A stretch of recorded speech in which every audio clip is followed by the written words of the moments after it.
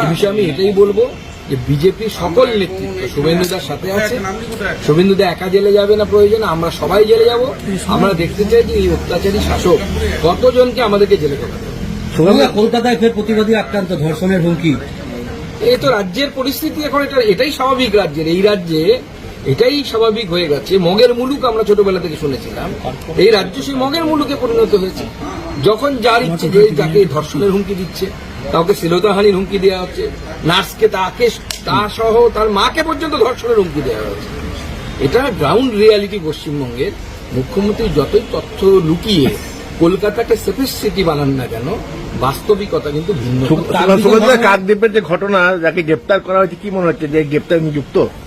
দেখুন, সে তো পুলিশ তদন্ত করবে, কিন্তু সব থেকে বড় কথা হচ্ছে যে কেন হবে, এই অ্যাঙ্গেলেই আমি যেতে চাইছি না যে কে করেছে সেটা, তার টাইটেল হালদার না হাফিজুর সে, সেটা ম্যাটার না।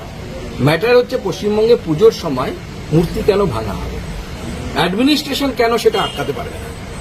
অ্যাডমিনিস্ট্রেশন যদি ধামাচাপা দেওয়ার চেষ্টা করে, আমরা তার তীব্র নিন্দা করছি, কিন্তু এটা যে শুধু কাকদ্বীপে হচ্ছে তা তো নয়।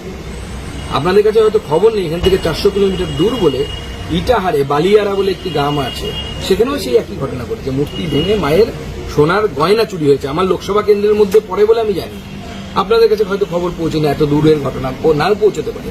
কিন্তু পশ্চিমবঙ্গের বিভিন্ন প্রান্তে, বিভিন্ন জায়গায়, বিভিন্ন পুজোর সময় এটা হচ্ছে, এবং দেখা যাচ্ছে যে মুখ্যমন্ত্রী তার জন্য প্রাইজও দিচ্ছে।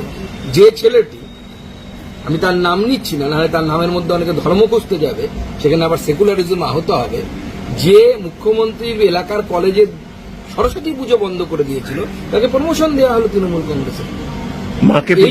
মাকে প্রিজন ভ্যানে চাপানো, কিভাবে দেখছেন এটা?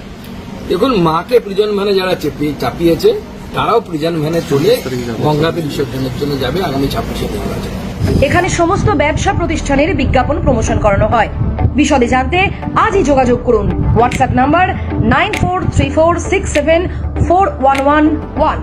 পিসি নিউজ বাংলা, এই খবরটি ভালো লাগলে অবশ্যই লাইক এবং শেয়ার করবেন। এছাড়াও পিসি নিউজ বাংলার যে কোনো খবর সবার আগে পাওয়ার জন্য লাইক করুন আমাদের পেজে এবং ফলোইং অপশনে গিয়ে সুই ফার্স্ট অপশনটি ক্লিক করুন।